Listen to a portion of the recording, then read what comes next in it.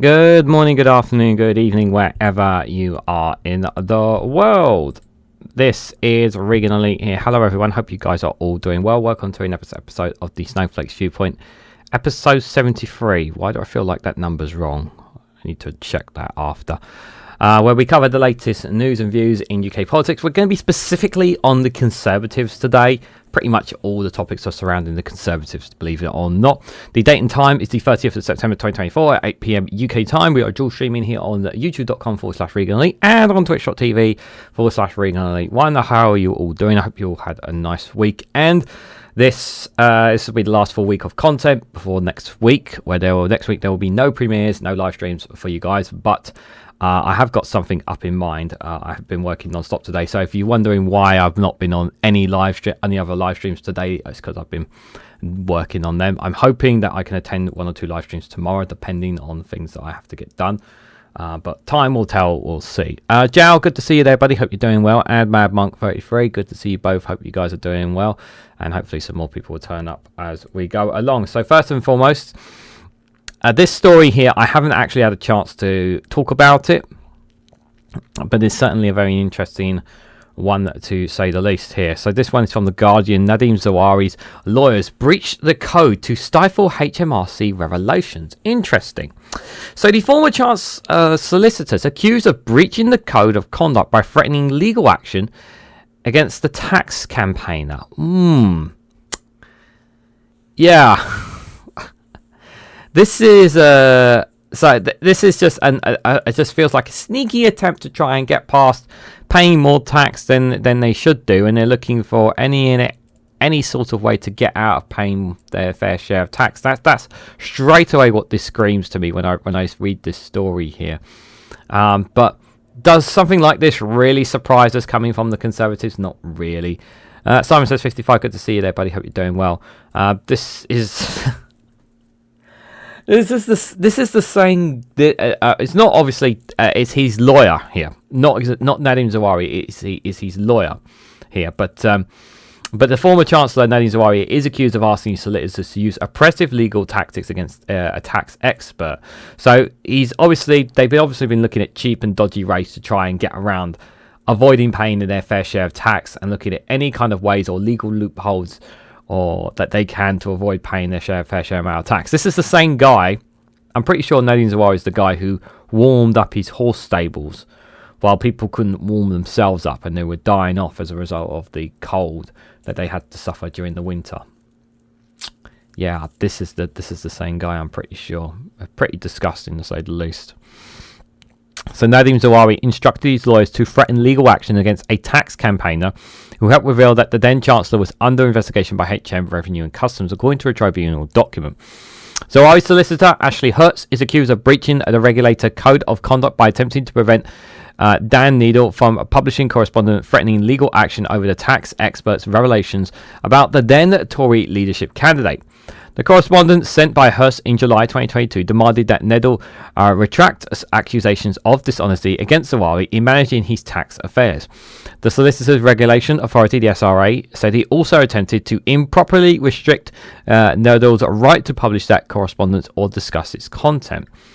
And in November 2022, Needle, who published the relevant email and a follow-up letter, despite the warning not to, referred Husk to the SRA for an alleged SLAP, a strategic lawsuit against public participation, an oppressive legal tactic used to stifle criticism from prominent figures.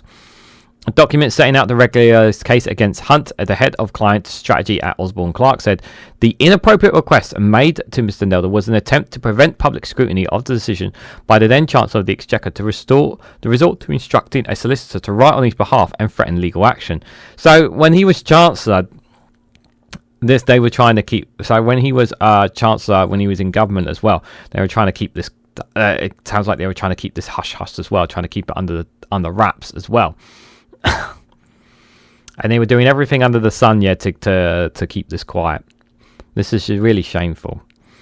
While it's not asserted that this threat was necessarily inappropriate, the attempts to prevent publication or discussion that such a threat has been made by a member of the government was, in the context of this case, inappropriate. Acting in such a manner is to construct what would serve to damage the public's trust and confidence of the profession, and on that basis a breach. It further says that Zahawi was under no obligation to address what he perceived to be a false accusation of lies through correspondence from a lawyer, implying that legal action could follow.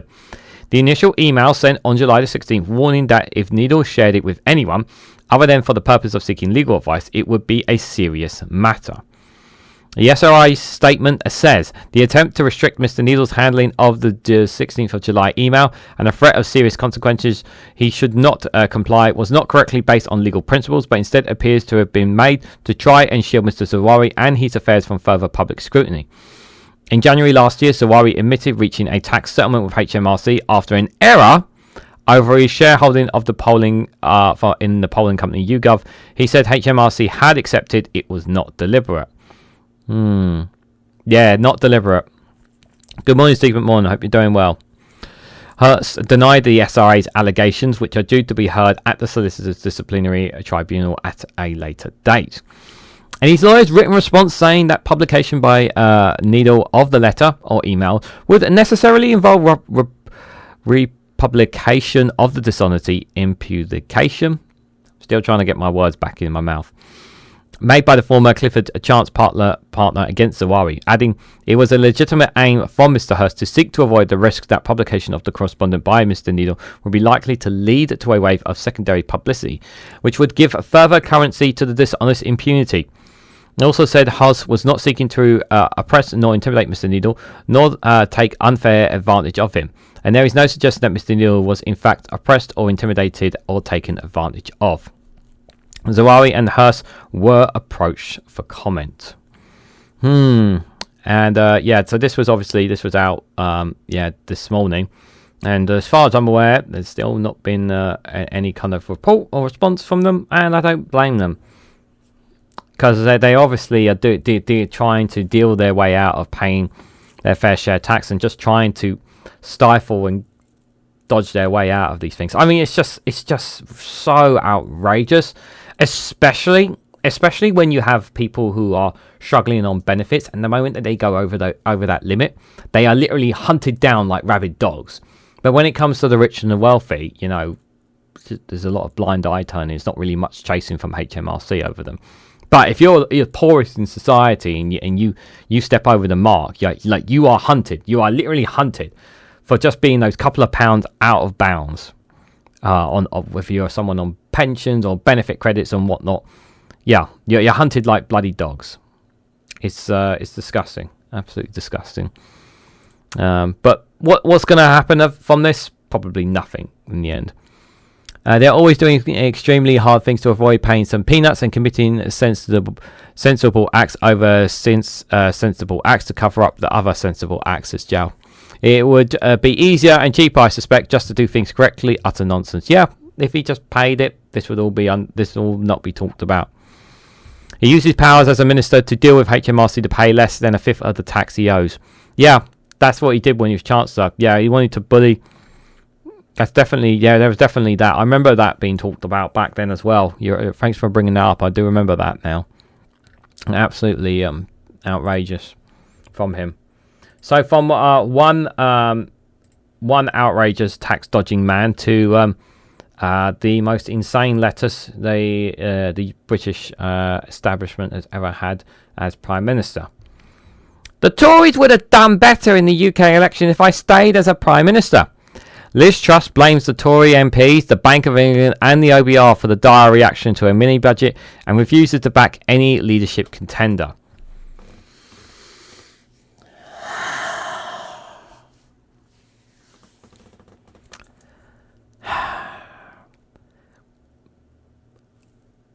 She is absolutely insane. And I knew, she would be talking. And I knew, she would be talking around this time. And it's... I hate this person.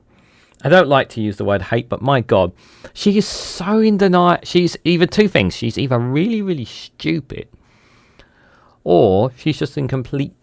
she's either really, really stupid, or she's in complete denial, or she knows exactly what she's talking about, and she doesn't care what the consequences are. That's what it is. Oh. Well, my phone just played up there. That was worrying. Just absolutely insane. Just absolutely crazy. Like, she's blaming everyone else for the mini budget.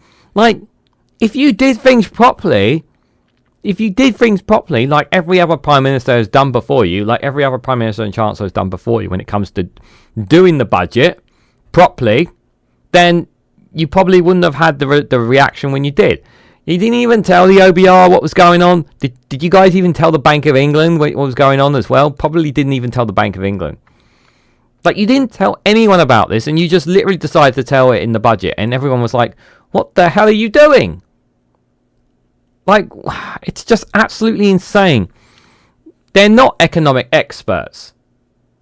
You have to listen to the experts. And I'm not talking about the ones at Tufton Street. Someone needs to give Truss her medicine. I just don't understand why they still... I don't understand why the Tufton Street people still back her. I don't understand why they keep pushing this narrative. They really do think, guys, that Truss is going to get back into politics somehow. And it worries me. It really does worry me that the Conservatives are going to push her to get a safe seat, to get her back into the House of Commons. And that's really scary. That's really scary, because I don't want her back in Parliament. If she gets back into Parliament, I can see her trying to become leader again. Like, it's not insane to think so. Like, we had Boris Johnson. Like, we had Liz Truss.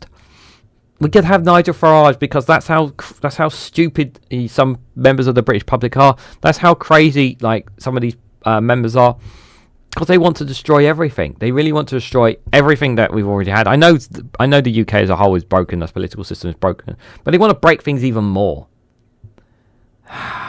David Gerardo, good to see you there. I hope you're doing well.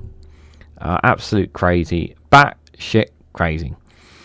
So Liz Truss has said the Conservatives would have done better in July's general election if she had stayed on as Prime Minister during an often freewheeling one-off appearance at the Tory conference.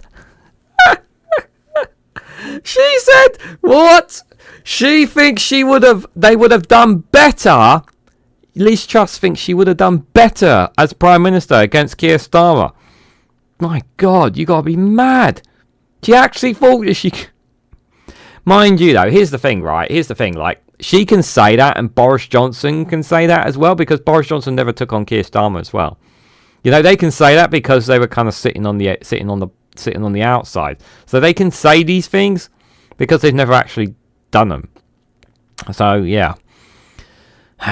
Truss, who had stepped down after 49 days in Downing Street, said that if she had had the support of her MPs and if the financial establishment had not undermined her 2022 mini budget.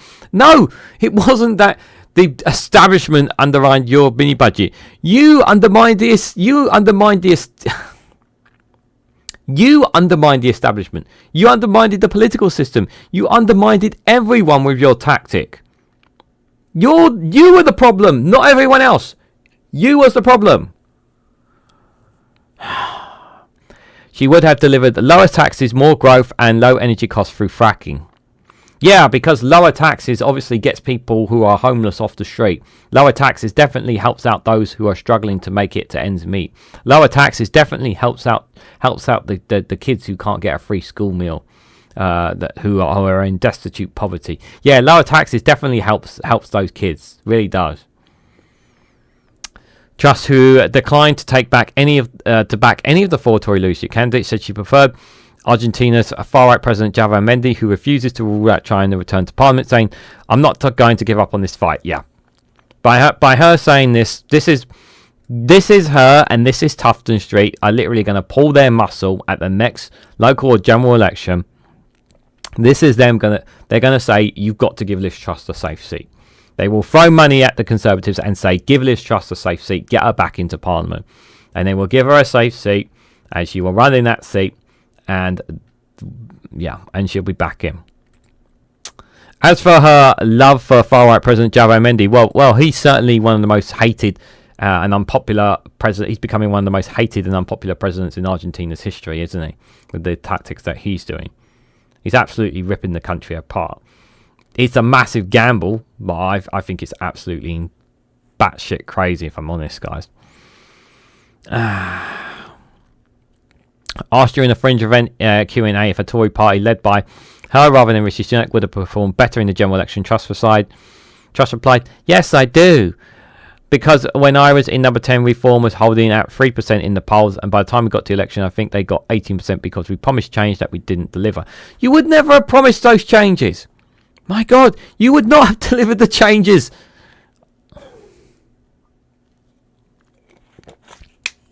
You had no plan, Liz. Your plan was back. Well, okay. You did have a plan, but your plan was crazy. Your plan was not in the interest of anyone. Of anyone. Truss also blazed the rise of Reform for Labour, winning her South West Norfolk constituency, saying she didn't believe the people of South West Norfolk actually concisely wanted the Labour MP. Now, I have to... I hate to say this, guys, but I slightly agree with her on this. Because I remember when she got ousted, it was literally very small margins. And yeah, a lot of people backed the Reform candidate instead of the Conservative one there. And because they wanted to oust the Conservatives, and Reform were really riding high as well. If that Reform votes weren't there, she would have held on to her seat. But thankfully, she got kicked to the curb for now. But unfortunately, I do think she's going to get back in, though. That's just the sad thing. She did, however, say there would have been a very tall order for her to have won the general election if she stayed as MP, saying, I think our best chance of winning would have been to have kept Boris. No. No.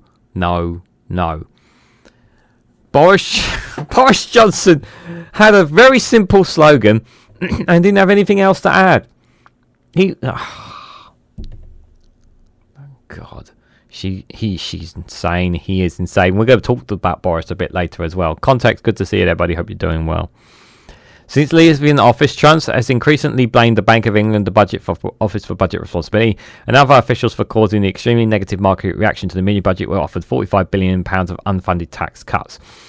Yeah, because she just basically wanted to... The comparison I'm getting, the more I think about Liz Truss, is Donald Trump. Like, I can see her coming in now and literally ripping up the entire system. Getting rid of the Bank of England, getting rid of the OBR, getting rid of all these, any kind of civil servants and institutions that are there to make safeguards. I can see her scrapping all these safeguards to kind of just do whatever the hell she wants without little to no consequences.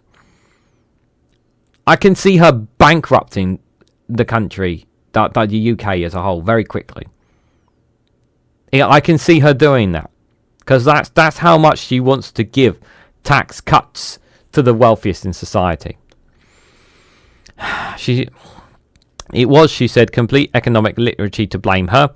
When I got into government, taxes were already at a 7-year high. The debt was going up. Excuse me. I tried to turn that around, but the mini budget was not implemented because organisations like the Bank of England sought to blame their mistakes on me and the media. And what do you call a political class in Britain that went along with that narrative? Truss called for the OBR, the government physical watchdog, to be abolished. Conservatives won't succeed until we get rid of the Office of Budget Responsibility. No, let's keep the Office of Budget Responsibility. Let's have safeguards in. Let's ignore that idea. Crazy woman.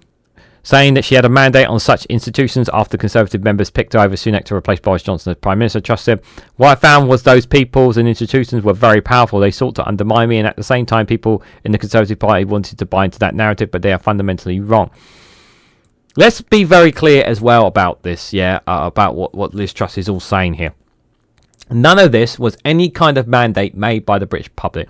None of this was with the consensus of the British public. This was all behind the British public's back, because they had no say whatsoever in any of this. If she put this to the British public, she knows it would get rejected. She wants to do all this without the consensus of the British public as well.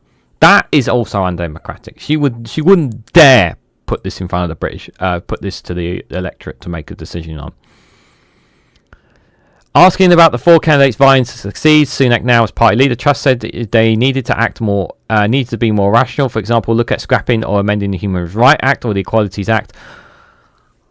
My God, these people are insane. These people are insane. They don't even realise. They don't realise just what they're thinking here.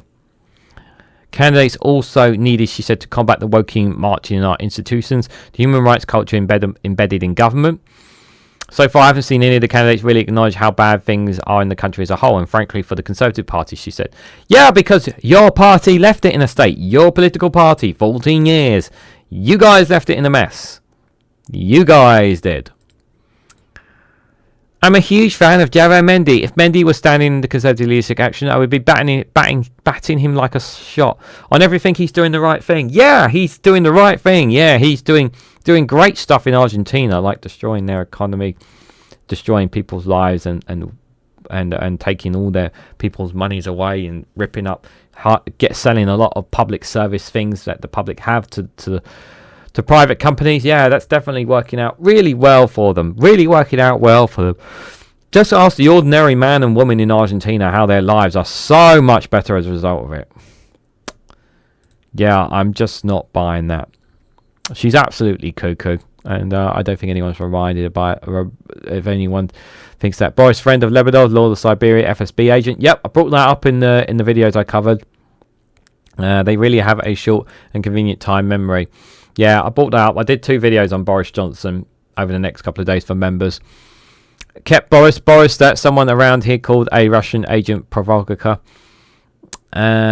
Remove the human rights culture. Yeah, they want to take away our human rights. And then introduce a British Bill of Human Rights, which has nothing in it. They are trading services and goods instead of using currency in Argentina, so they are really good. Well, that's not what the public are saying. The public are unhappy with the public are generally unhappy with him. That's what most pollings are saying still, unless all the polls are wrong. There you go, Joe Lefty's there. 50% increase in poverty in Argentina. Yeah, there you go. I forgot about poverty skyrocketing there. The letters would have been better educated if her family stayed in Patsy when she was at primary school, probably not making her a better person, but better educated. For those who don't know, Patsy is a town just outside of Glasgow, and her family stayed there for a few years and then moved down to the south of England, says Mad Monk 33. Thanks for that. The Yorkshire Ripper would have been more popular than Truss. Oh, I don't know about that. That's quite a big jump. I mean, but he's popular. He's a popular for he wasn't a good person. I think that's a bit asking. Currency is so useless. People are trading goods for goods and service for food, my friend. Yeah, that's it. It's all and she idolizes that guy. Like, it's just mad. Absolute mad. Argentina is a mess. Yeah, and and she would want something like that here. Like, no, please. Oh, please. I in all seriousness though, yeah. Like, I've said this before about Liz Truss. She must be kept out of power. But I fear that because she keeps talking and she won't go away, I generally do think the Tufton Street people will make the Conservatives put her in a safe seat and get her back in. And if they don't, they might make her a Lord, which would be even worse in the future if when the Tories come back to power. She's not going away. We want her to go away. I want her to go away. I want her to disappear and never be spoken of again. But she just will not suffice. I hate it. I absolutely hate that she's not gone away, guys. One person who's likely to get kicked in this Tory leadership contest more than anyone is Tom Tugendhat. And here he says he warns against the Tories becoming Reform UK. The Conservative leader, hopeful Tom Tugendhat, has warned against his party becoming Reform UK as he makes his pitch to party members. This guy's got no chance in hell of making it to the final 2. I will say that if he does make it to the final 2, it will be a miracle if he does. It's fair to say that the majority of the Conservative members do believe in their crazy ideology, that they didn't do anything wrong, that it wasn't their fault the country is in the state, that it was always someone else's fault, that it was the EU's fault, or it's Russia's fault, Putin's fault, the Ukraine war, or the pandemic's fault. Like, the state of the country, the state of the UK, is not because of them. It's all because of something else, someone else. It's always someone else's fault. It's never the Conservatives. They never take ownership and responsibility. And this is the thing that really infuriates me. I just don't understand why the British public do not see this. So many people still voted Conservative at the last general election, which it does make me sick to my stomach. It really, really does. Now, on this point of Tories becoming Reform UK, I don't know if that's fair. I don't know if are they becoming Reform UK. I think the Tories are just becoming the Conservatives. I don't think the Tories are Conservatives anymore. I just think they've already lost their appeal.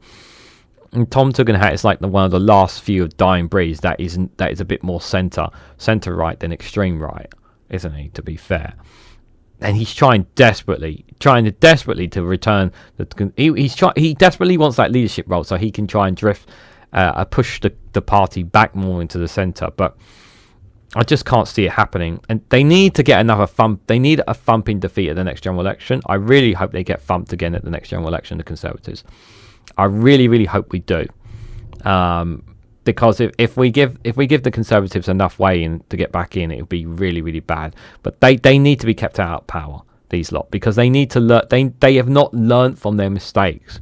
This is one of the hardest. This is one of the hardest things, one of the most infuriating things I will say about them more than anything.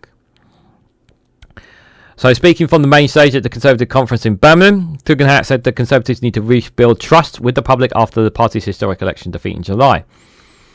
Rival leadership candidate Kemi Badenoch said she was prepared to work with Nigel Farage's party in Parliament, but ruled out an electoral pact. Tugendhat and Badenoch were the first contenders to speak in the main hall, with Jenrick and Cleverly getting their chances on Tuesday, that's tomorrow. Both candidates were interviewed by GB News political editor Christopher Hope before taking questions from party members. And in July, the Tories suffered their worst general election defeat in the party's parliamentary history, losing votes to both Lib Dems on the left and Reform on the right. Asked whether the Lib Dems or Reform were the biggest enemy, Tugendhat, who is from the centrist, or One Nation wing of the party, said, "The enemy is trust. We have eroded trust in ourselves, and we need to rebuild trust in the Conservative Party." Yeah, because you lied to the public. You lied about things. You misled businesses about things you were doing with Brexit as well. You made public services worse. Everyone is worse off as a result. And good evening, Stephen Banker. I hope you're doing well. The extremists will win the Tory leadership. Yeah, they will, Jal, as he said. Saw a lady that worked as a cleaning lady. Half her pay was food, says Jal. It's absolutely disgusting.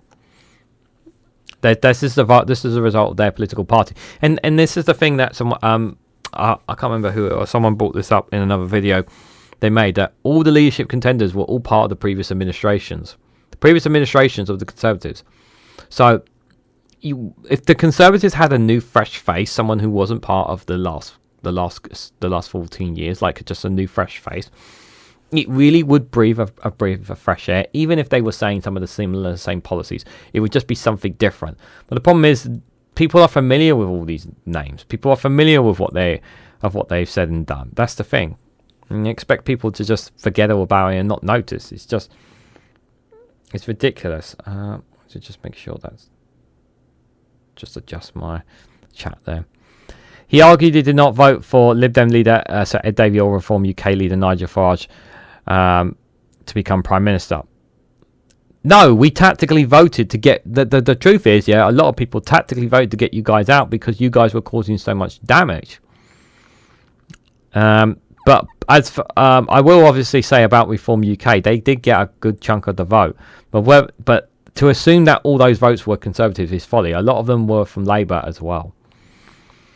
They voted against us. The people woke up this morning and they wanted to get us out, he added. Asked whether he would do a deal with Nigel Farage, he said, "My job is to reform the Conservative Party, not to become Reform." That's a very good statement. When the same question was put to Badenoch, she said, "Anyone who's not a Conservative has got to be defeated." She argued Reform politicians were not real Conservatives and not serious people, but that Reform voters are our people. Again, that's nonsense. Not all Reform voters were previously Conservative. That's just it. Just assuming that they are. Pressed over whether she would do a deal with Farage's party, she said, "I am always prepared to work with any other party that wants to help us deliver an agenda. I think that's fine in Parliament, but in an election, no." She added that the next election we've got to be centre-right option. You're not centre, you're right-wing. If we split that vote, we're going to be out of power for another 5 years and Labour will destroy this country. You guys already destroyed... I say this country. You guys already destroyed the UK.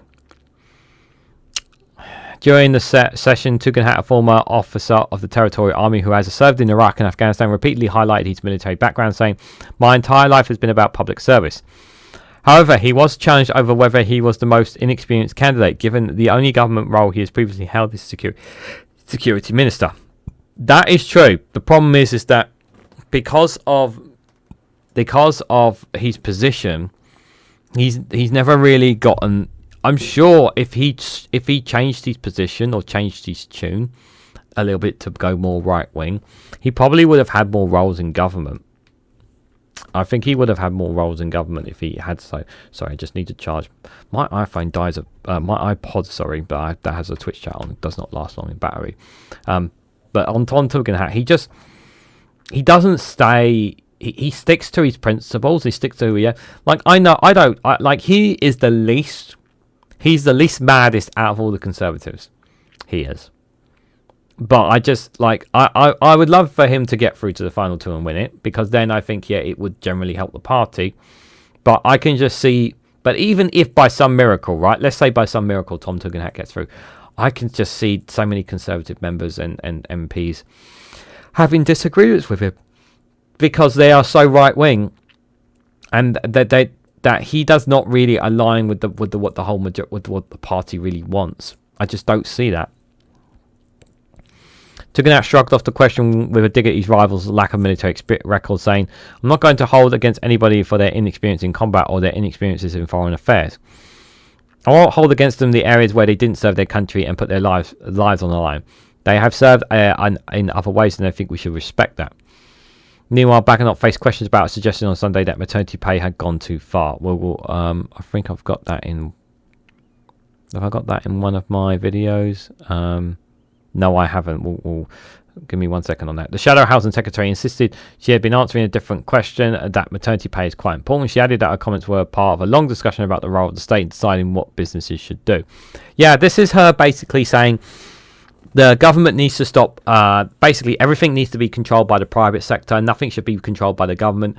Everything should be done by private companies, so that they can maximize profit and pretty much rake you for all your money that you have that you own, with no benefits whatsoever. Literally, you can call it all. I'm just going to call basically the implementation is slave labor. Like, maternity pay has gone too far. Are you absolutely out of your goddamn mind? Like, they need maternity pay. It's absolutely outrageous to even suggest that some kind of change in maternity pay. Women need that. I mean, I don't know if Kemi, correct me if I'm wrong, guys, but is Kemi a mother? Is she a mother herself? Does she understand how important that it is to have that maternity pay? Good evening, Dave McGuinness. Hope you're doing well. Peter, people in the army are capable of original thought. They fought the armed forces because they lived to follow orders, not to think for themselves. Yeah. Apologies for not attending your live streams. I've been way too busy today to attend any live streams today. So hopefully tomorrow I'll be able to pop on in the morning at least. But we'll see. Anyways, next one here. This is a story that literally... let me just switch here. This is a story that literally dropped about half an hour, 40 minutes ago. Yeah, no, it's just about 2 hours ago, actually, this one.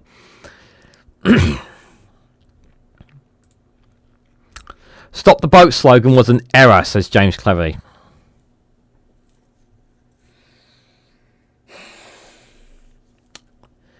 Rishi Sunak's stop the boat slogan was an error, Conservative leadership contender James Cleverly has said.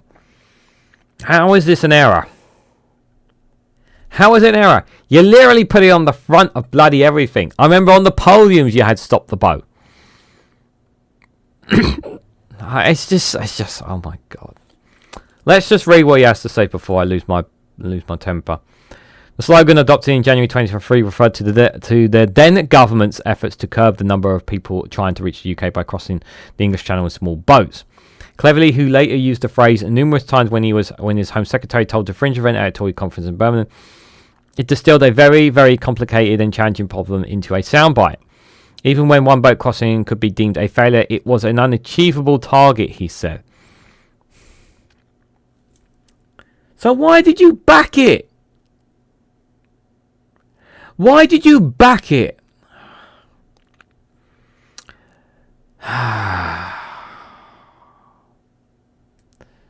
And cleverly will get his chance of... Yep. We've already read the rest of that bit, but yeah, it's just the same bit from before. But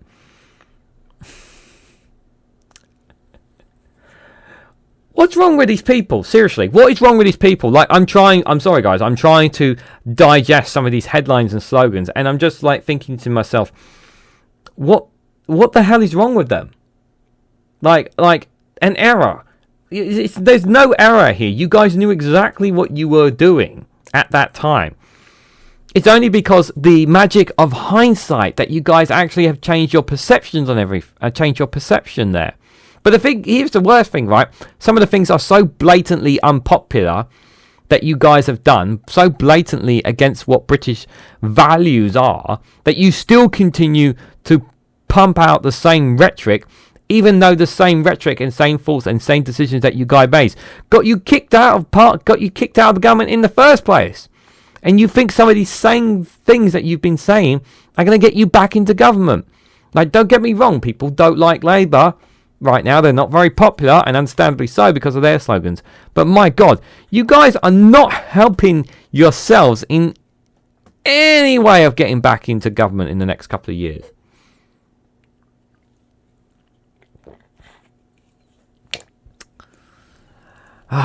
Genghis Khan destroyed the Komorowski Empire was a slight misunderstanding.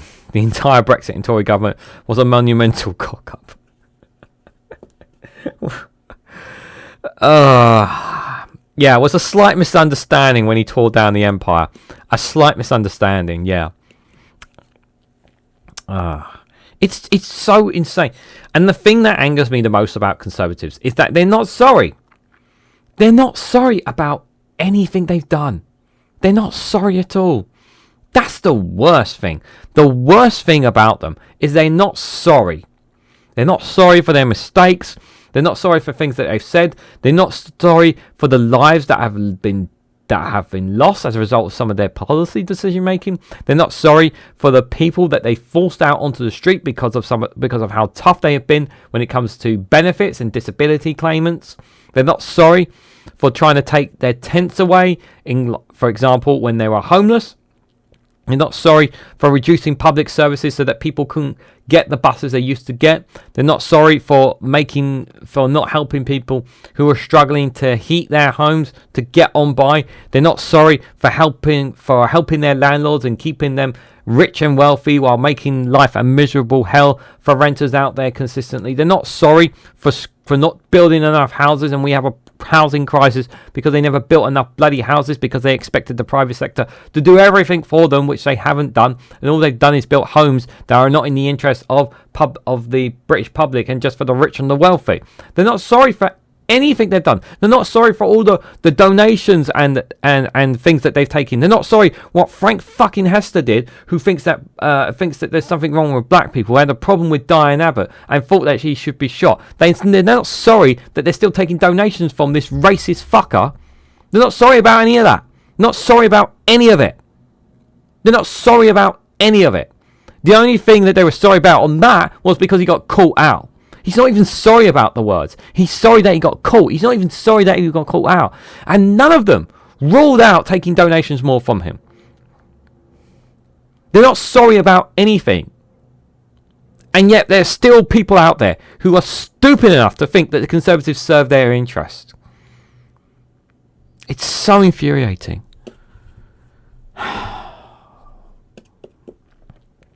Not sorry. Yeah? I can be sorry because I voted for Brexit and I regret that, and I'm sorry. See? Wasn't hard for me to apologise, but they're incapable of saying it. Let's talk to our friend from Portsmouth here to de-escalate the tension in the room. Some guy from Portsmouth is he's complaining about some guy called Elon Musk.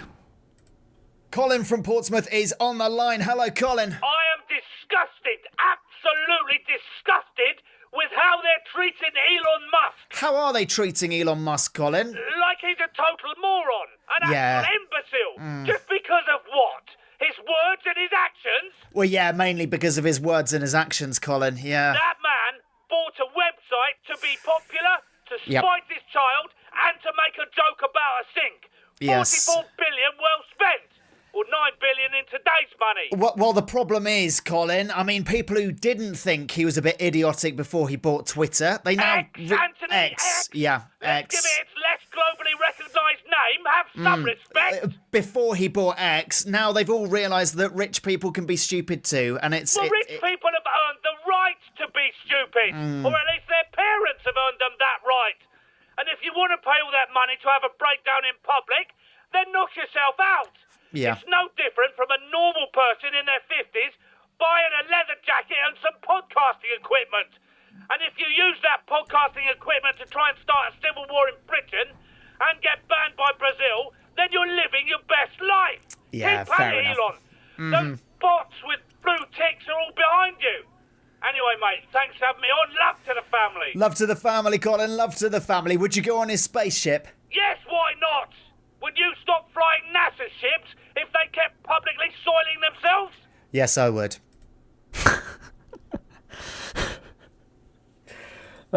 Somehow I missed this Colin from Portsmouth one there, but yeah, Elon Musk is an absolute nutter, but I still use Twitter and X as well. Thank you for the swear jar, Joe Lefty, for the 199 super chat. Appreciate it. I appreciate the super chat. I appreciate your support, my friend. Thank you. That's very kind of you. Appreciate the super chat. Ah, dear, oh dear. So before I go on to my next rant, because there is another one coming very soon, guys, if you haven't already, please hit the like button. We greatly appreciate it. Share this across social media so others are notified of this live stream. If you haven't subscribed already, please consider subscribing. Help me get to that 2,000 subscriber mark by the end of the year, guys. We are just 2 months away. We are literally on the eve of October. So if you haven't subscribed already and you find the content informative or helpful to you, please consider subscribing. There's also other things on this channel that as well. It's not just always about news and politics from the UK or news and politics from outside the UK as well, but also we also cover some good news stories every Sunday as well. Do check out the playlist, Good News, Good Vibes. A video drops every Sunday at 8 a.m. UK time of a good news story as well. Also, if you want to see, if you want a bit off track and a bit off the cuff sort of thing, check out my playlist of Speaking My Mind, where I literally talk about pretty much anything that comes to my mind as I take a nice stroll in the woods as well. And also a reminder that this Thursday, myself and Lee Corn will be having our Snowflake talks, so I'm really looking forward to that as well. And also, if like Joe Lefty there, if you want to financially support me, you can do so by gifting a super chat. I really do appreciate any who can do so, but if not, one of the other ways you can support me is by being a YouTube member for just 99p. Gets you access to custom emojis of these lot behind me here, the troublemakers, as I like, troublemaker gang of Ollie the octopus, who sits on top of the orb, Pingu the communist penguin, who has been referred to as a communist or Chinese spy. There were requests in the past to get a hat from him, but I think that demand is gone now, thank God. And then there's the Cookie Monster cash dummy there as well, lurking by the lava lamp. And the lava lamp has formed in all of its glory for you guys as well. So the gang they're always there behind me. They're not always being seen, but I wanted to make sure you guys saw them there. But yes, you can get emojis of all of them for being a 99p member, as well as whenever you comment on my videos, I always give you guys a response to any of my videos. As you guys may have noticed, about an hour or so ago, I've responded to most of YouTube members' comments in as well. As well as that, you also get early access to additional content, which I know some of the people have already looked at already and responded to quite interestingly as well. So consider becoming a YouTube member for just 99p. It may not sound like a lot, but it really does make a massive difference. To thank you and anyone who has supported me financially in any way, shape or form. If you can't financially support me, all those other ways, if you can do, please do as well.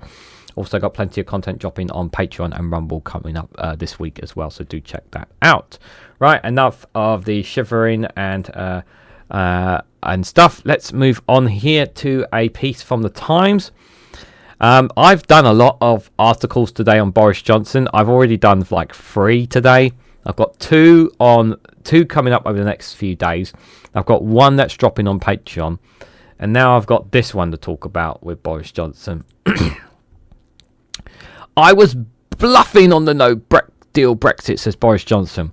In his book, Unleashed, the former Prime Minister said he needed EU leaders to believe that he would drive the car off the cliff.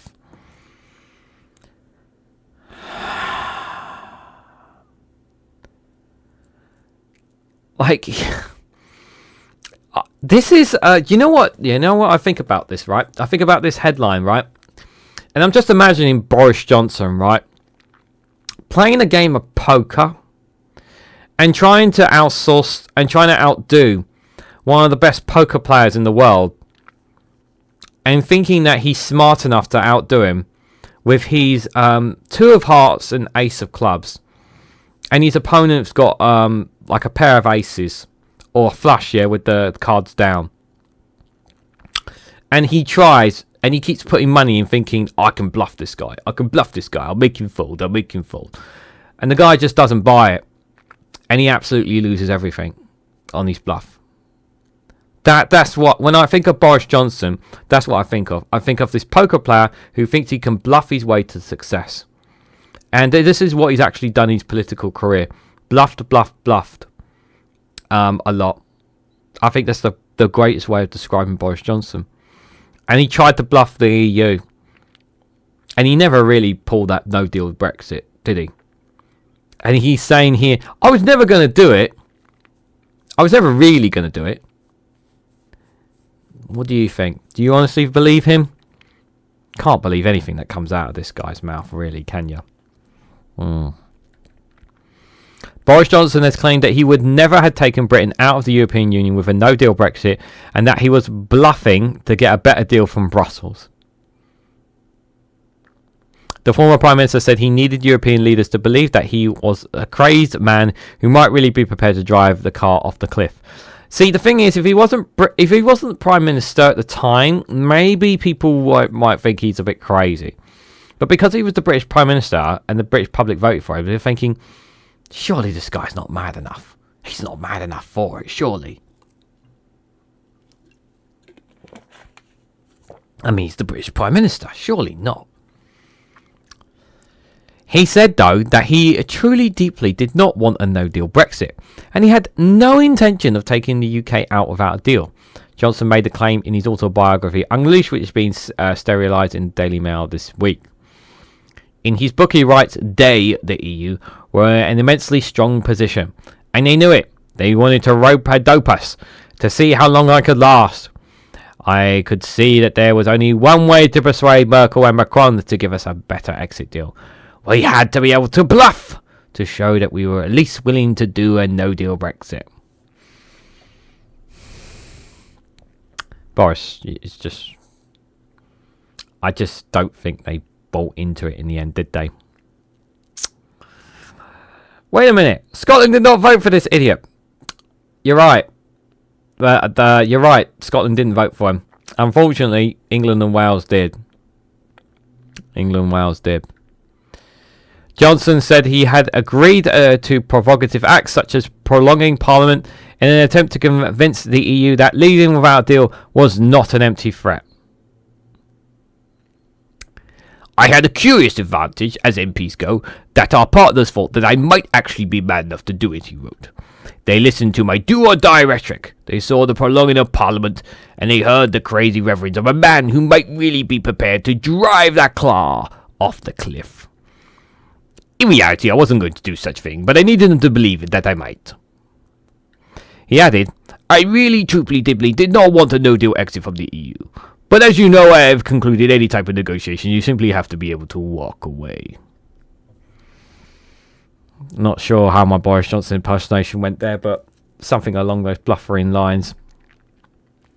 Johnson also described how he agreed to a continuous deal over Northern Ireland, which allowed the UK to leave the EU in January 2020 without expecting to implement it.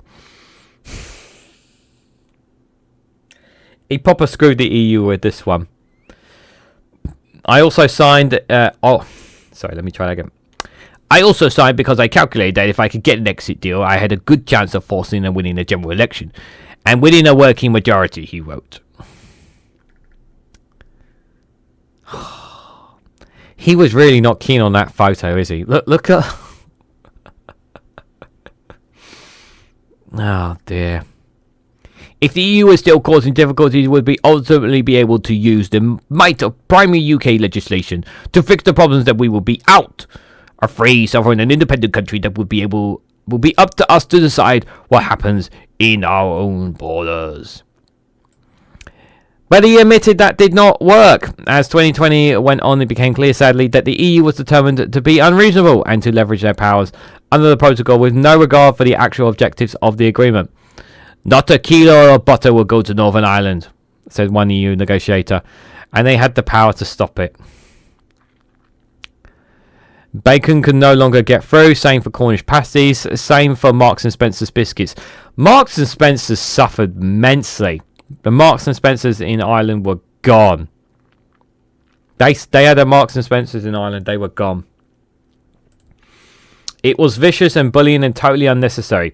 They didn't need these checks. There was no difference between English bacon and Irish bacon. It was about power, about showing who was boss. The EU was reminding Britain of the cost of a no-deal Brexit and that the under-existing withdrawal agreement that they had. If Britain diverged from the EU to exercise a growing economic control over a past in the UK. Oh dear. I don't know what Boris Johnson was really going to do. I don't honestly know if he was seriously mad enough to implement that no deal. But he's saying it now. But again, it's like the same stuff that Liz Truss is saying. Like because of hindsight, they can say this now. You know, catching hindsight, as Boris Johnson used to say. You know, he can say this now because it's all said and done. Well, the Brexit that they implemented. Just like Liz Truss can say, I would have won that last election if I was the Prime Minister. They can say this with no repercussions because there's nothing stopping them in saying so. That man seriously agrees me's the blokey, says Stephen Banker. Cat's out of the bag, Boris. You're a bullshitter. Confirmed. Bullshitter by Stephen McMorran. There we go. You left the EU, Boris. You built a border, not us. Exactly, Joe.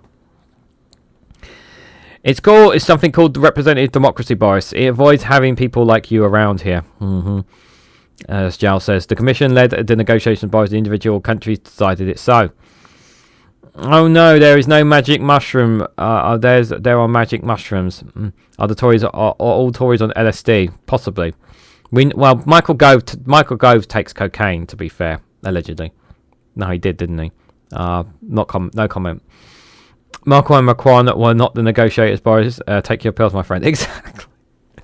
Yeah, I remember them trying to talk to. I remember they were trying to woo the France and Germany to kind of sweeten and soften the deal for the UK, like things, and it was so embarrassing. Like I remember they would keep consistently trying to go round corners, trying to cut corners, and not actually sit at the big boy table and actually deal with it like men. They just kept trying to cut corners and just say, let's go round. Let's try and get round the corner. Let's try not to actually deal with it directly. Backtracking buffoon. It was about power. It clearly showed exactly how Britain were better off outside the EU.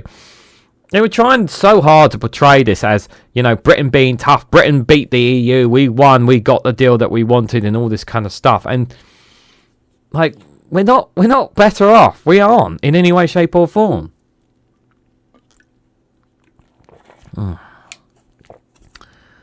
How long did it take for people so long to realise Boris is a top-rate bullshitter? He's been flaunting at that fact for the entirety of 30-odd years he's been in the public eye, yet somehow people only just notice after his premiership. Exactly, Crab Babies. Thanks for your comment on Twitch. Good to see you there. Yeah, absolutely. People did not... People just jumped on the bandwagon of all we kept saying was get Brexit done, and you know, people bought into it. You have to also remember the fact as well is that there were lots of factors that played into Boris Johnson's victory. It's not just the whole Brexit thing as well, but Jeremy Corbyn sitting on the fence and the things that were going on around him were not helping either as well. that gave Boris the win. But they have this perception, this eye-watering perception now. All these Conservatives, like Liz Truss, basically saying, if it was Boris running, they would have won. And it's just like, no! Like, he's charismatic and whatnot. But what can he possibly... What's he going to do? Is he just going to go on immigration? We'll stop the boats. We'll get... What's he going to... Oh, no, they can't say that, because apparently it was an error, according to James Cleverly. So what are they going to say? What's going to be his catchphrase to win over the hearts and minds of the British public? The same British public that some of them remember that... Oh, wait, isn't this the guy that had parties while my nan was dying in the hospital and I couldn't say goodbye to her? Isn't this the same guy that had drinks while the Queen sat alone at her husband's funeral? Isn't this the same guy that got that it's the same Prime Minister and his political gang that had booze going on, boozing parties? But not only that, didn't they give a lot of money, a lot of taxpayer money to their rich donor friends and PPE contracts and a lot of fake companies and whatnot as well? Wasn't all that happening at the same time? And also, yeah, and the thing, and on and on and on and so forth. The Conservatives think that the British public have short-term memories. And some of them do. But one thing that will not come out of people's minds is people's, like, even though the election is over, and there's still several years before another election, people need to remember is that, Partygate, what happened during COVID left permanent scars on people. When people remember that politicians partied and they couldn't say goodbye to their loved ones, that scars people. Like, I said it before the election and I'll say it now. It doesn't matter where your political allegiances lie. If you're somebody, who couldn't say goodbye to your loved one while they were having booze and having parties, you're not going to forgive forgive that political party, especially when when some of those people are the exact same people who are literally running to be the next leader of that party as well. Let that sink in as well. Effing Liz Truss and a gang of demons, imps, meet and plot regularly at my local pop. Saw her down there a few weeks ago. Then they're nuts. Absolute nuts. Regan, what of a jewel of a man you are describing. Thanks, Dave. Appreciate it. Some people are just billing and no substance. There's context there. Jal says, my president was risking his life travelling around the country and personally taking care of urgent business. Yeah. During that pandemic, it's really hard. We will never forgive those bastards ever, says Stephen Banker. We must, I want to make this clear. Whatever happens between now and the next general election, I generally believe that whatever happens, I generally believe the Conservatives will do a lot worse than whatever Labour does.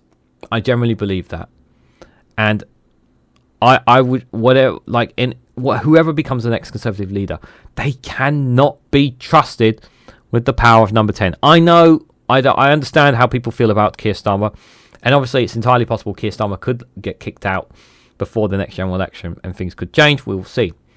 But let's be very, very clear here. We do not want to give the Conservatives a way back in. We do not want to give them back into power.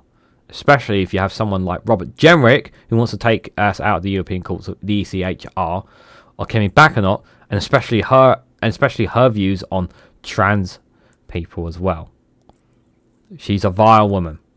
We do not want them holding the seeds of power in number 10. We just don't. Now for a bit of a joke one here, guys. I'm gonna lie.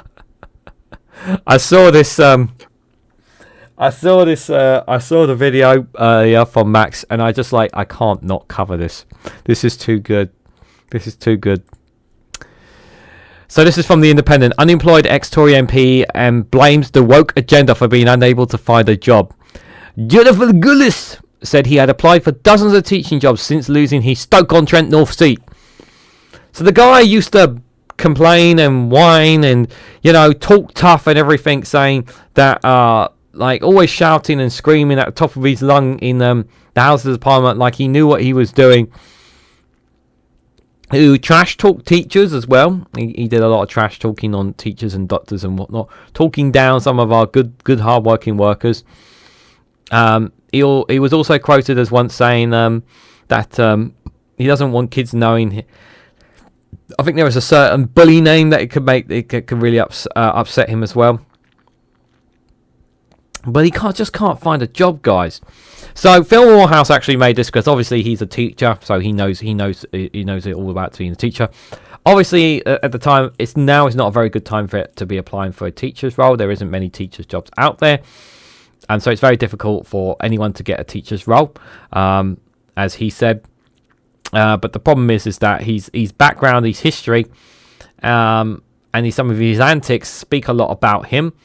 And especially if you've said things in politics that are deeply offensive, deeply rude, and things that you think is perfectly justifiable, and you can just simply waltz back into a classroom.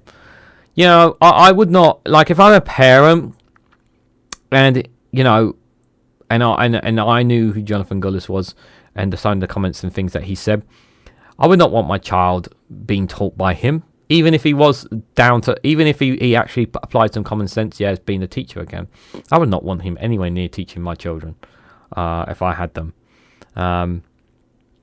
Just no. Just why would you want that? Mark Wilkie, good to see you there, buddy. Hope you're doing well. Crabbev says they are generally nuts. The shit he was saying on her recent USA tour was so nuts. Yeah, it was absolutely insane.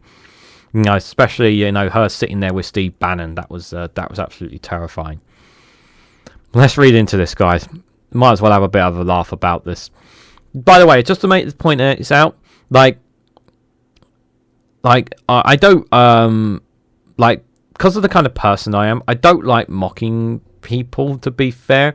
But I don't like mocking people. But the thing is that this is a guy that really, really said some bad things, and talked tough, and now he's got nowhere. Now he's just basically someone living on. Where's he getting his income from now? He's not even getting any income, as far as I'm aware. So I don't really have any sympathy for this man. The former Tory MP has complained that he's not been able to get a teaching job because of the woke agenda entrenching the education sector. Jonathan Gullis said he has been unemployed since losing his Stoke-on-Trent North, and claimed his political views have stopped him from getting interviews. The outspoken ex-deputy chairman of the Tories said being a Conservative has been treated with disdain among teachers. Yeah, it might be because your party, maybe you and your party maybe mistreated, mishandled and said things about teachers maybe you shouldn't have said. Just a fool. Also, why would you say this publicly as well? To make yourself look like a bit of an idiot. Like, honestly, like, I would not say this publicly. Like, I wouldn't be saying, like, oh, I haven't got a job yet. Oh, but these people, it's everybody else against me. Like, I wouldn't be saying that publicly. It's just don't. He told the Times Radio, there are lots of schools that will see I used to represent, and maybe my views, which they may not like, and because of that, they won't even be giving an interview. I think that is a damning indictment of the professionalism that I love and that I do love and care about. You know, a person is always judged by their past.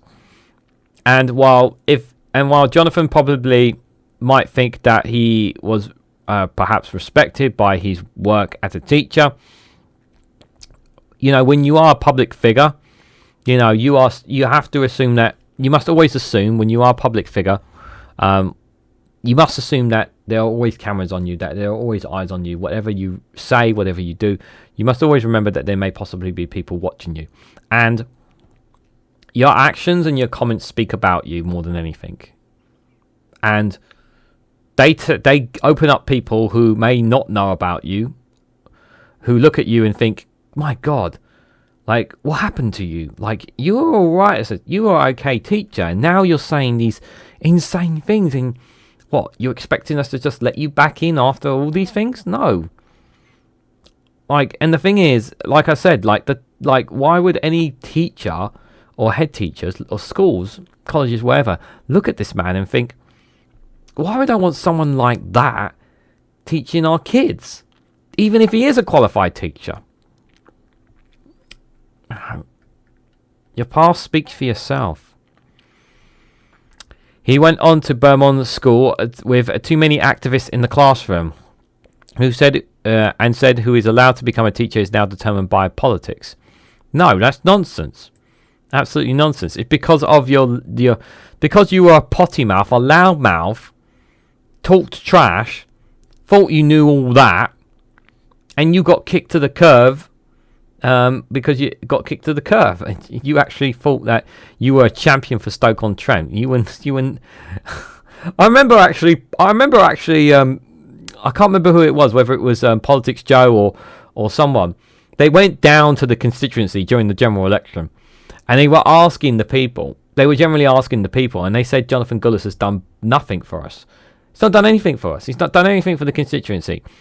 They haven't some of them were saying that he wasn't doing anything at all for it, which, you know, like, if you're not even going to do anything in the constituency, like, even if whether it's a tight margin or a long margin, like, don't be surprised if you get kicked to the curb. You're not going to do bugger all for the place, especially in what is not considered a safe seat. It's not good for the pupils, it's not good for the parents, but particularly pupils, because they need teachers to deliver high quality education, not the very rabid woke agenda that the sadly entrenched our education sector, he added. Yeah, I wonder who put that entrenched it in our education sector. You know, it's almost as if like it was one government responsible for it, apparently, who'd been in power for 14 years. I wonder who that could have been. Yeah, I wonder who that could have been if that was true. Mr. Gullis, who was in Parliament from 2019 till July, said he applied for more than 30 jobs, and that his first interview has had his first interview come up. Speaking on the sidelines of the Tory conference, he said being the next MP was once something that he wanted or desired. I think we are now seen as a problem, he added. He said, it's been hard, I'll be frank, we are now 3 months on, and I'm still without a job, and that's scary. I'm a father of a 4-year-old and a 2-year-old. That's not good for the kids. Mr. Gullis was notorious as an MP for his outspoken views, which often sparked controversy. He once said anyone using the term white privilege should be reported to the Home Office as an extremist. Oh, that is pretty extreme, wasn't it? Mr. Gullis has also said the foreign aid budget should not exist at all. Attacked the Church of England for bishops for preaching about refugees and said Nigel Farage should be the Home Secretary. Oh yes, I remember that. I actually remember the foreign aid budget one. I remember him saying that one. What an absolute nutter. Look. In all seriousness, I do like the guy's got kids. I hope he does get a job. In all seriousness, I just hope he never ever sets foot in politics again. You know, I think it's quite amazing that he got you know, every now and then he does get brought on for media rounds and whatnot, because he was a previous Conservative and quite a loudmouth talking one. He's still getting these appearances. I don't know how often. I don't know how he's getting them still, but for the sake of his kids, you know, in all seriousness, like as far as I'm aware, he doesn't have like any consultancy firms or anything like that. But I just want him to stop talking. I want him to disappear. I want him to go into the mist and become a forgotten thing, because he was noisy. He was a noisy man in the House of Parliament who made some insane rhetoric and comments. I will never forget. He always kept trash talking. That's all I remember him for, just for trash talking, and kept shouting and saying Stoke-on-Trent so fast that you couldn't even hear him say Stoke-on-Trent because he said it so fast. Like he was not a proper representative of Stoke. He was not a proper representative of Conservatives. He was a fool for thinking that he could actually be a successful politician. He's an absolute dumbass. I'm sorry to say that, but yeah, he should not have. Hopefully, we will. If he wants to continue to make an ass of himself, like if he wants to come on 3 months' time and tell like a news outlet, I still haven't found a job, and then the headline like unemployed ex-Tory MP blames woke agenda for being unable for a job. 3 months after telling the media he still is unable to find a job. Like, let's get. I mean, it's like, are we? Is the next thing is he going to do? Is he going to pay for a giant billboard that says, "Jonathan Goddess, please, I need a job." Max Robespierre tweeted, "Has he applied for pension credit yet?" Sorry, has he applied for universal credit yet? I'll let you guys answer that one. No, I don't want him on universal credit. Okay, so the last video I've got for you guys is, like I said, this has been a conservative based live stream. Oh, Steve McMahon, thank you so much for the super chat. I appreciate it, buddy. Thank you for the 10 New Zealand dollars. I appreciate your support, buddy. Thank you. And I hope you have a great week ahead, whatever you've got planned, work and whatever, or whatever else you've got planned, my friend. Thank you for the 10 New Zealand dollars. Really super appreciated. Just so you guys know, I don't monetize my live stream, so I don't make any money off these at all, guys. So yeah, any of that stuff is always greatly appreciated. But thank you, Stephen Warren, for that, and thank you, Joe Lefty, for the swear jar earlier as well. Appreciate it. So this last one, guys, another conservative nutter from Byline Times is the Conservative frontrunner Robert Jenrick plans to win a culture war with young people. The favourite to succeed Rishi Sunak as Conservative Party leader plans to launch an air war with younger voters. So he's going to try and win some appeal to young people. Like, how is he? What? Here's the thing, right? What conservative policies do they have, or what have they been saying that's going to actually appeal to younger audiences? Because as of right now, the vast majority of younger people are either was Labour and are switching away from Labour to Lib Dems, Reform and Greens. They're not appealing to the Conservatives because the Conservatives have not really done anything for younger people. They've not made it easier for younger people to get on the housing market. They've taken away their freedom of movement, younger people, because of Brexit. What is the Conservative Party going to offer to younger people that makes them want to vote for them? What are you going to offer them? Because there's a lot of things the Green Party would offer them. There's a lot of things the Lib Dems would offer them. There's even things that the Labour Party would offer them, even though some of them currently, right now, the Labour government aren't exactly doing well in terms of polling and whatnot. Hold up 1 second. I just need to check something. Did I miss something? I did miss something. Oh, how the British microphone. Number 3. Thank you so much for the £20 super chat. I thought I was going mad for a second. I was looking at my chat and I was just thinking, huh? What's that? Apparently my live chat wasn't scrolling. Thank you so much for the £20, my friend. I hope you're doing well. And thanks for your comments on the videos earlier. I appreciate it. Curie Library, good to see you there. Hope you're doing well. And One Angry Pagan, good to see you guys. Hope you're all doing well. Oh yeah, we just got one last video to cover here, guys. But yeah, you've missed most of the Conservative rambling, but we got more to ramble on anyway. But yeah, thanks for that super chat, number 3. I appreciate the support. I really do. It's really been really helpful, you guys. So this nutter, among the rest of the nutters that we've been talking about, like I said, the general question I have for you guys in live chat: what are the Conservatives offering younger people? What are they offering that will say to younger people right now in the UK, whether it's England, Scotland, Wales, anywhere in the UK where they can vote Conservative, what are they offering to younger people specifically that is going to make them say, you know what, I'm going to vote for them because they're going to make my life better? What exactly are they offering? That's the question. Because it's all well and good saying you're going to try and win them over, but what are you offering them?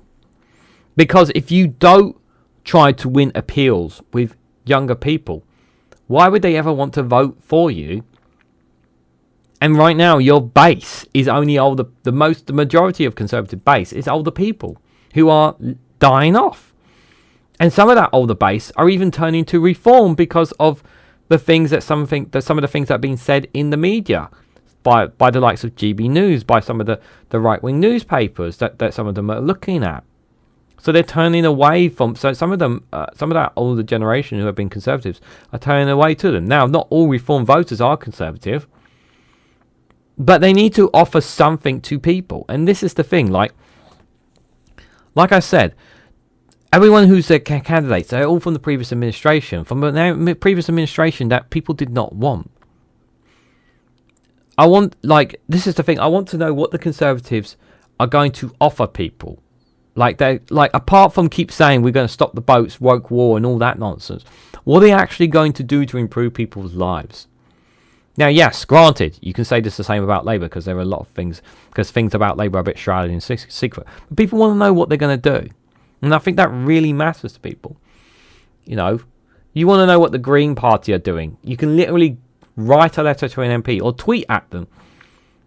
If you literally put a question to, you can literally, tweet out the Green Party at Carla Denya or Adrian Ramsey, any one of them. And you can literally tweet there saying, what are the Green Party offering for younger people? And they could literally either reply to you or send you a link here to what their policies are. Or you can literally go to their website and they tell you. Same with the Lib Dems. I don't know about, I can't remember what reform offered younger people, but I'm sure that they would offer something to younger people. But this is the thing. The front runner to win the Conservative Party, I think Kemi Badenoch is the favourite personally, but the front runner to win the Conservative leadership contest plans to win a culture war with younger voters in order to get the party back into government. Robert Jenrick's campaign manager told a fringe meeting at the party conference in Birmingham on Sunday that they are now actually have to win a culture war in order to make young people recognise the significance and values of conservatism again. According to a polling by YouGov, just 8% of voters under the age of 30 backed Rishi Sunak's party at the last general election, compared to more than 40% who backed Labour. Former Conservative advisor Robert Colville told a meeting hosted by his Centre for Politics Study think tank, that's the result of being a Tory under 50 and now a very weird thing. Conservative MP Danny Kruger, who is running Jenrick's campaign, linked this collapse in support to the domination of progressive values in education and social media. This is the other thing as well. You've got to tap into social media more. This is one thing that I say all political parties are not doing enough of. They're not doing enough of not using social media nowhere near enough. You know, the Democrats and the Republicans are using social media much, much, much better over there in American politics. Don't have to like it, but they are using social media so much better. The Conservatives and Labour were doing, they had some good videos here and there during the general election campaign, but I thought some of them were pants. And the Lib Dems, you know, they had something that had the media's attention with Ed Davies doing his goofy stuff. And the Greens, well, I know the Greens weren't getting that much attention, but even they weren't doing. I think even they weren't pushing. Or maybe it was just because of the algorithm, but I didn't see enough of the Green Party's campaign videos and pushing. But social media needs to be done from all political parties to get more youngsters on board. Definitely, that's something I think all political parties need to work on. Hence why they should get YouTubers involved. You know, I remember, you know, if Phil Morehouse was actually in charge of Labour's social media campaign, or coordinator for social media, he would win so many votes for them. It's not, he really, really would, because he's good enough to do that. But no, they don't want that. I think the challenge for us is the values that we stand for are not the progressive values and that have dominated the thinking in education and social media and the views and the sort of news and culture that young people have taken in, he said. Adding that they would therefore need to fight an air war in order to trigger a switch in outlook among young people. I believe and I see actually a desire for some of those small C conservative values of rootedness, responsibility, honour, duty, Victorian ideas that I think would resonate with some young people if we conveyed them with authority, told the meeting. Jenrick, who resigned as immigration minister under Rishi Sunak, is currently leading the race among Conservative MPs. Although he's focusing mostly on his former brief of immigration, Jenrick has also sought to exploit divisions over the current conflict in the Middle East, repeatedly posing for a picture wearing a Hamas a terrorist t-shirt.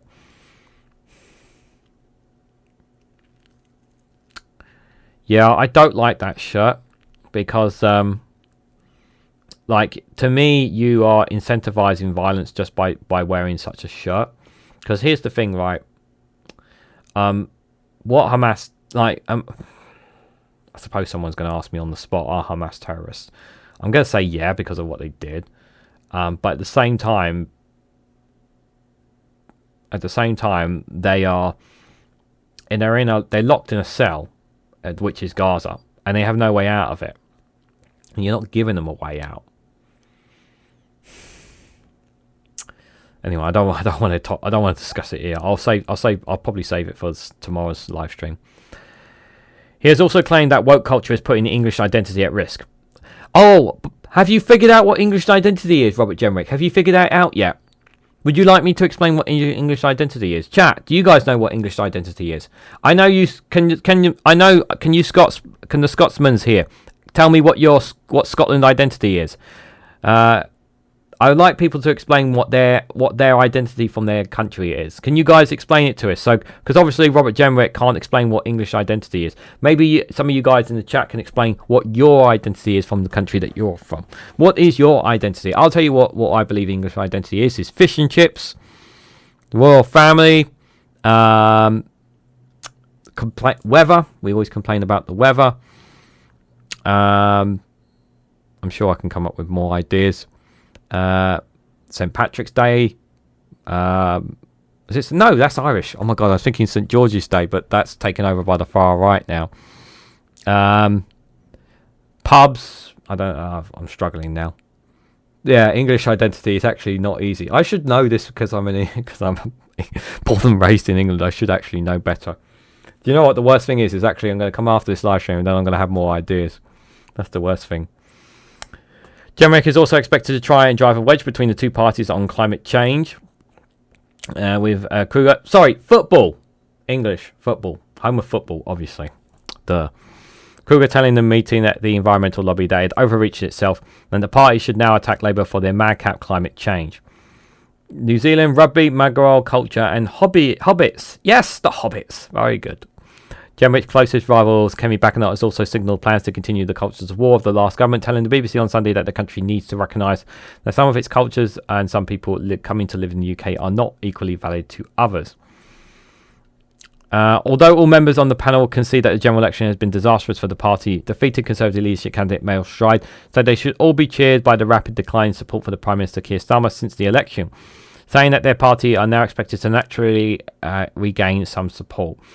Yeah, I was going to cover that story, but I changed it at the last minute because I thought, considering I was covering all Conservative, I thought I'd just do all Conservative news here. The QA Library said the Cabinet Secretary Simon Case has announced he will step down at the end of the year on health grounds. The top civil servant has been undergoing medical treatment for a neurological condition. Yes, and in all seriousness, I hope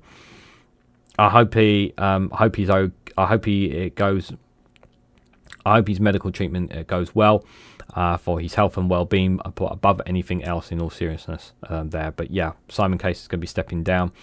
I generally wish him nothing but good health, regardless of whatever you think of him or any other politicians. One audience member agreed, saying that the real failure has been for the party to not properly communicate the good job they have done in government. Actually, there are many things we've done in government that have been good, and we actually need to get control of our legacy and put that in our voters' minds, he said.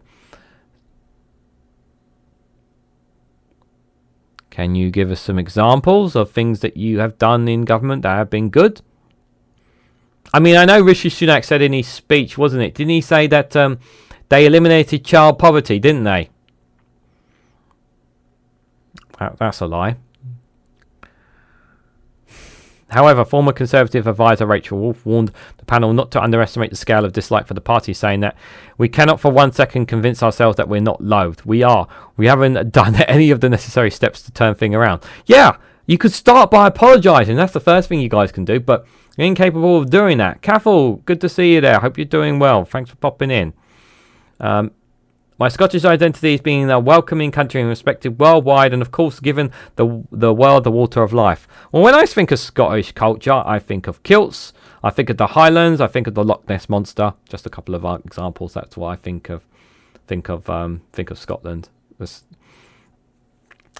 what I think of Scottish identity, but there's lots more to it than that, obviously, in terms of identity. But yeah, that's Robert Jenrick there with his plan to culture war and to win over young people. Did you actually see a plan in that piece on what he's going to do? No, I didn't. Maybe you guys actually did. I did not see a clear plan from Robert Jenrick how he's going to win over young people. But yeah, I said this. I've said this throughout this live stream, guys. I understand how people feel about Labour, and if I have to have another 4 or 5 years of Labour just to keep the Conservatives out, keep these lot out, I would rather do that. I really rather would. I am hopeful that there are improvements to people's lives in the next several years. I know some people have no hope in that, but I generally hope so, guys, because you need to have some faith. I know some people. I know many people. Just they're all the same, and I totally understand that premise. Tories and Conservative. I totally get that premise.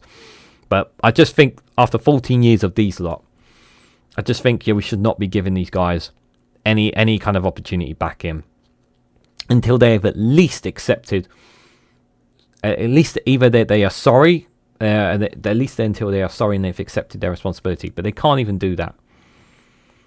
They can't even do that.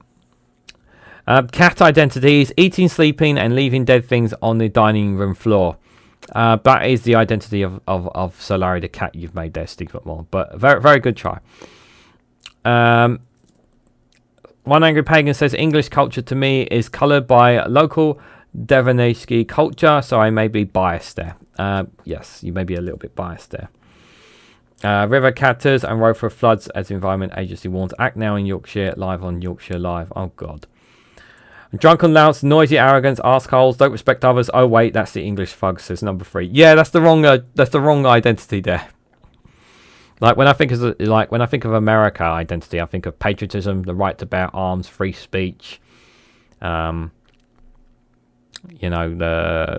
cars that they have, because I think of the Statue of Liberty, freedom, all that. Supposed to be so-called democracy. I know they don't really have democracy, but they like to think that in America, sort of thing. But yeah. Oh, very good one from Dave McGuinness there with a £5 super chat. Thank you, my friend. English identity, stealing credit for other people's achievements. Football was first played in Aberdeen and was invented there. Oh, indeed. Indeed it was. Yes, I do remember, actually. Aberdeen, yeah. Everyone forgets as well that Sir Alex Ferguson, one of the greatest football managers ever, he won the Scottish, my football history is not very good, because I'm more of a wrestling fan now. But yeah, I remember he won the Scottish titles with Aberdeen, and the Manchester United took him on, and the rest is history, shall we say, for what he's for them there. Well, thank you for the £5 super chat, David. I appreciate your support. Thank you. The ducks keep them in line. What's that about? What's this about ducks? Hopefully not ducklings. What's that about ducklings? We really don't have democracy either, says number 3. That's true. We don't really have a democracy either. That's pretty true. New Zealand, Sir Egmont Hillary, Janda Ardern, Peter Jackson, Bundy Jumping, and Hobbits. Yeah, actors as well. See, here's the thing, guys, we're not even politicians, and we can come up with identities very easily off the top of our head. And yet, there's a politician who's one of the favourites to be the next leader of the Conservative Party, talking about English identity, and he can't even give one example of English identity on national television. And yet, I'm just a YouTuber. We're just ordinary. I'm a YouTuber, just an ordinary member of the public. Just many of you guys here, we're just ordinary people having a wee chat, and even we know what English definitions of identity is, or English identity definitions of it, and he can't come up with one. He's absolutely clueless. Dear oh dear. Well, I think this is worth a video playing, especially for Jonathan Gullis, poor old Jonathan Gullis, because, guys, since the general election, I think it's really important to remind ourselves that there are some Conservatives out there, like Jonathan Gullis, 3 months on, who still need your help. So if you can, please listen to this video. This is an appeal on behalf of Tory MPs up and down the United Kingdom. They served us loyally. They were always there when we needed them. But now many have been cruelly kicked in the tits to the curb. Our Conservative MPs have faithfully served us, working with integrity, honesty, respectability, some for 14 years. Unfairly treated, shafted by an incompetent upper management, and now rejected by ungrateful bastard voters. Some of these poor souls have been left without a job, without purpose, without hope. Wrongly accused of racking up sweet lines of Chang while your gran gasped her last alone behind a Perspex screen. Wrongly accused of bunging billions to buddies for PPE that was as much use as a fishnet Johnny. And wrongly accused of one or two incredibly minor serious sex assaults. These upstanding members of the community have faced a barrage of unwarranted criticism. The great British press have done their very best to support them, but their influence is dwindling, and only 14 racist old pricks bought right-wing shit rags last year. Ex-Tory MPs have been beaten, broken, their back doors smashed in. But you can give them hope. We are appealing to private equity firms, multinational banks, and lobbying cartels to create roles in their organisations for these unemployed politicians. Take David. He knobbed a pig, screwed the whole country, then flapped off like a big chicken. But thanks to support from an only slightly fishy finance firm, David bounced back to earn millions from dodgy lobbying, totally fixed his reputation, and became a foreign secretary like nothing had ever happened. Give them a job, give them purpose, give them hope. Thank you. I think it's very important before we... I just want to read that. What's that bit at the bottom there? Hold on. I want to read... hold on. I just want to read what it says there right at the bottom. Minimum... because it's got a small text at the bottom there. It says a minimum $500,000 per annum for the maximum of 12 hours of work per month, plus unlimited expenses. Obviously, former MP very likely to take on at least 4 roles in 4 different companies. Knowledge of inner workings of government not guaranteed. Access to a leader of opposition available for extra fee. Terms and conditions apply. Well done for pausing the video and reading this.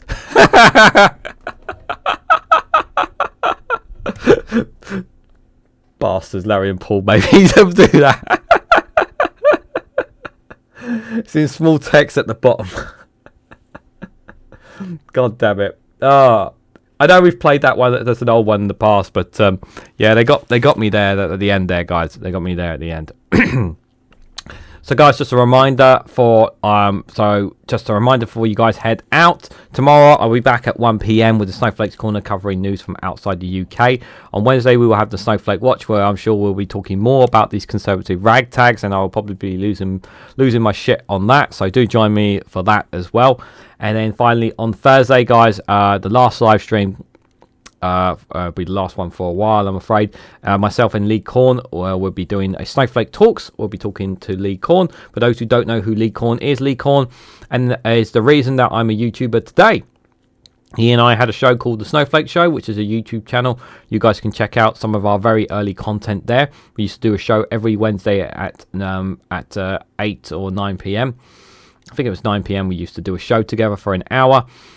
We did... and it was a lot of fun, but he unfortunately didn't have time to be able to do it anymore. So, but as he was winding that down, I was building up my own YouTube channel as well. So we'll talk about that and talk a bit about him and talk about politics and whatnot as well. So do join us on Thursday for that. There was the yes, I know some people have reminded me to get him to do an Adrian Charles thing as well. So I'll see if I can get him to do that for us as well. So yeah, thank you to everyone who's come along. Thank you to those who've given super chats. Dave McGuinness, number 3, Joe Lefty, and someone else. Steve McMahon, Steve McMorron with the 10 New Zealand dollars. Oh my god, I actually got everyone. I was worried I was going to miss everyone, but thank you for everyone who has sent super chats today. I really appreciate your support. Thank you guys for coming in with all your comments. Sorry I couldn't read them all, but I do appreciate you guys coming along tonight, and hopefully I will catch you guys later on through the week. Just a reminder, there'll also be content dropping on Patreon and Rumble as well, so do check out those links for them are down in the description below. And are you guys happy? You guys happy? Yeah, Ollie's much happier now. He reversed his feelings and he's now smiling, which makes a change. That's good, nice. That's good stuff. But just before you go, guys, I just have one last thing to do. If you haven't already, please hit the like button. Be greatly appreciated. Share this across social media so others are notified of this live stream. If you haven't subscribed already, please consider subscribing because it really does help support the channel. And if you want to go one step further, financially support me and the work that I do here, you can do so by becoming a YouTube member for as little as 99p. Or you can join me on Rumble or Patreon for exclusive content on those platforms. So thank you all so much for watching, and I hope to catch you all very, very soon.